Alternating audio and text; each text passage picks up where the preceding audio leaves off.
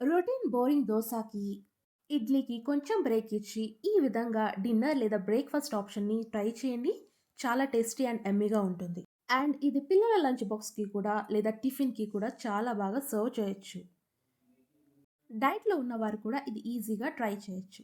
దీనికోసం నేను half cup బియ్యంని తీసుకొని, ఒక 3 గంటల వరకు నానబెట్టుకున్నాను. సో, ఇది బాగా నానిపోయింది. ఇప్పుడు ఒక మిక్సర్ జార్ తీసుకొని,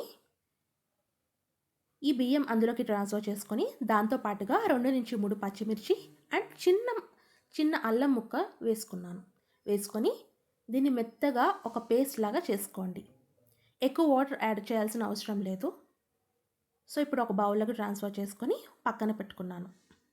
తర్వాత మనకి మెయిన్ ఇంగ్రీడియంట్ వచ్చేసి సొరకాయ.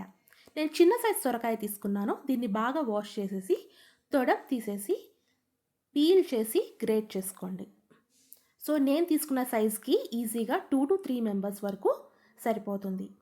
సో, ఇలా గ్రేట్ చేసుకున్నవంతా ఈ మాత్రం క్వాంటిటీ వచ్చింది.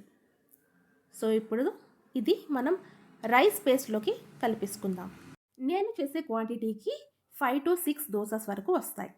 ఇందులోకి తగినంత ఉప్పు, కొంచెం పసుపు, బ్లాక్ పెప్పర్ పౌడర్ అండ్ కొంచెం చిల్లీ ఫ్లేక్స్ వేస్తున్నా.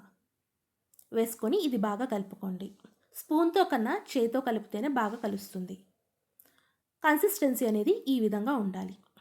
సో, ఇప్పుడు ప్యాన్‌ని బాగా హీట్ చేసి, హాఫ్ స్పూన్ అంత ఆయిల్ వేసి బాగా స్ప్రెడ్ చేయండి.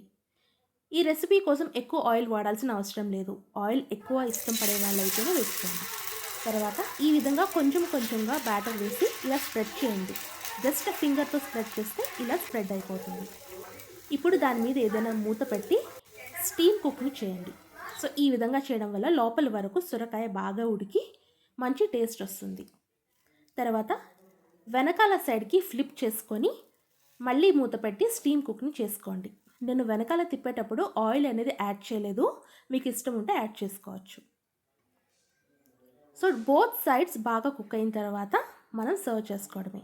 ఈ విధంగానే నేను అన్ని దోసని వేశాను. ఇన్ కేస్ మీకు చేయితో వేయడానికి కష్టంగా ఉంటే గనక మీరు స్పూన్ సహాయం తీసుకోండి. ఈ విధంగా బోత్ సైడ్స్ అనేవి ఇలా స్టీమ్ కుక్ చేయడం వల్ల మంచి టేస్ట్ అనేది కూడా వస్తుంది. మీరు రెగ్యులర్‌గా తినే చట్నీస్‌తో మీరు సర్వ్ చేసుకోండి. ఏ చట్నీ అయినా పర్లేదు. సో, ఇది కిడ్స్ లంచ్ బాక్స్‌కి, ఆఫీస్ లంచ్ బాక్స్‌కి అయినా సర్వ్ చేసుకోవచ్చు. డైట్ తినే వాళ్ళైతే చాలా ఈజీగా ఫాలో అయిపోవచ్చు. Thanks for watching. వీడియో నచ్చితే లైక్ చేయడం మర్చిపోవద్దు. నేను ఇంగ్రీడియెంట్స్ అన్ని డిస్క్రిప్షన్ బాక్స్‌లో ఇస్తాను. Thanks for watching. Like, share and subscribe.